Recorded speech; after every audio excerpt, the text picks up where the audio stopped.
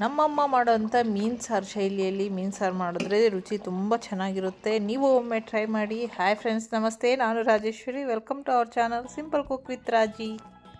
ಮೀನು ಸಾರು ಮಾಡೋದಕ್ಕೆ ನಾನಿಲ್ಲಿ ಮೀನಿಗೆ ಅರಿಶಿನ ಉಪ್ಪು ಹಾಕಿ ಚೆನ್ನಾಗಿ ತೊಳೆದು ಪಕ್ಕದಲ್ಲಿ ತೆಗೆದಿಟ್ಟಿದ್ದೀನಿ. ಈಗ ಮಸಾಲೆ ರೆಡಿ ಮಾಡ್ಕೊಬೇಕು. ಹಾಗಾಗಿ ಸ್ಟವ್ ಆನ್ ಮಾಡಿ ಬಾಣಲಿ ಇಟ್ಟು ಬಾಣಲಿಗೆ ಸ್ವಲ್ಪ ಎಣ್ಣೆ ಹಾಕಿ ಮೆಂತ್ಯ, ಮೆಣಸು, ಜೀರಿಗೆ ಮತ್ತು ಹೆಚ್ಚಿಟ್ಟಿರುವಂಥ ಈರುಳ್ಳಿ, ಬೆಳ್ಳುಳ್ಳಿ, ಟೊಮೆಟೊ ಇಷ್ಟನ್ನು ಚೆನ್ನಾಗಿ ಫ್ರೈ ಮಾಡಿಕೊಂಡು ಈಗ ಹುಣಸೆಹಣ್ಣನ್ನು ಹಾಕಿ ಚೆನ್ನಾಗಿ ಫ್ರೈ ಮಾಡ್ಕೊಬೇಕು. ಆದಷ್ಟು ಮೀಡಿಯಮ್ ಫ್ಲೇಮಲ್ಲೇ ಇಟ್ಟು ಚೆನ್ನಾಗಿ ಫ್ರೈ ಮಾಡ್ಕೊಳ್ಳಿ. ಈಗ ಸಾಂಬಾರು ಪುಡಿ ಹಾಕ್ಕೊಳ್ತಾ ಇದ್ದೀನಿ. 1.5 ಟೇಬಲ್ ಸ್ಪೂನಷ್ಟು ಸಾಂಬಾರು ಪುಡಿ, ಧನಿಯಾ ಪುಡಿ, 1 ಸ್ಪೂನಷ್ಟು ಖಾರದ ಪುಡಿ ಹಾಕಿದ್ದೀನಿ. ಖಾರ, ಉಪ್ಪು, ಹುಳಿ ಜೋರಾಗಿದ್ರೇ ಮೀನು ಸಾರು ರುಚಿ ತುಂಬ ಚೆನ್ನಾಗಿರುತ್ತೆ. ಹಾಗಾಗಿ ಅರ್ಧ ಚಿಪ್ಪಷ್ಟು ನಾನು ಕಾಯಿ ತುರಿನ ಹಾಕಿದ್ದೀನಿ. ಇಷ್ಟನ್ನು ಸ್ವಲ್ಪ ಹೊತ್ತು ಫ್ರೈ ಆದಮೇಲೆ ಸ್ಟವ್ ಆಫ್ ಮಾಡಿಬಿಡಿ. ಸ್ಟವ್ ಆಫ್ ಮಾಡಿ ಆದಮೇಲೆ ಸ್ವಲ್ಪ ಹೊತ್ತು ತಣ್ಣಗಾಗಲಿ. ಸ್ವಲ್ಪ ತೊಳೆದಿಟ್ಟಿರುವಂಥ ಕೊತ್ತಂಬರಿ ಸೊಪ್ಪು ಹಾಕಿ ನೀರು ಹಾಕಿ ನುಣ್ಣಗೆ ರುಬ್ಕೊಬೇಕು. ನೋಡಿ ಫ್ರೆಂಡ್ಸ್, ನೀರು ಹಾಕಿ ಈ ರೀತಿ ನುಣ್ಣಗೆ ಆಗಿದೆ.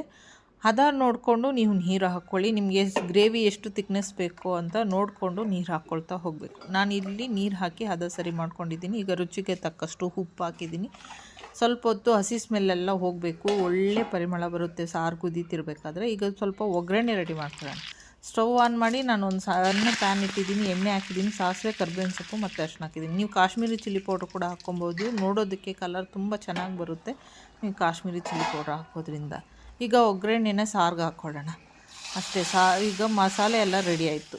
ಈಗ ನಾವು ಸ್ವಲ್ಪ ಹೆಚ್ಚಿಟ್ಟಿರೋಂಥ ಕೊತ್ತಂಬರಿ ಸೊಪ್ಪು ಹಾಕಿ ಸಾರು ಚೆನ್ನಾಗಿ ಕುದಿ ಬಂದಮೇಲೆ ನಾನು ಇಲ್ಲಿ ತೊಳೆದಿಟ್ಟಿರೋಂಥ ಮೀನುಗಳನ್ನು ಹಾಕ್ಕೊಳ್ತಾ ಇದ್ದೀನಿ.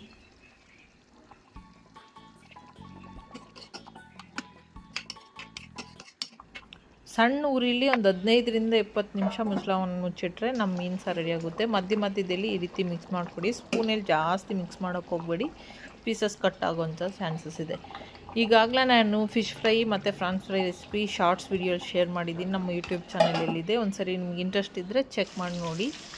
ಈ ವಿಡಿಯೋ ಇಷ್ಟ ಆದರೆ ಲೈಕ್ ಮಾಡಿ, ಶೇರ್ ಮಾಡಿ, ಸಬ್ಸ್ಕ್ರೈಬ್ ಮಾಡ್ಕೊಳ್ಳಿ. ಈಗಾಗಲೇ ಸುಮಾರು ರೆಸಿಪಿಗಳು ನಾನು ಶೇರ್ ಮಾಡಿದ್ದೀನಿ.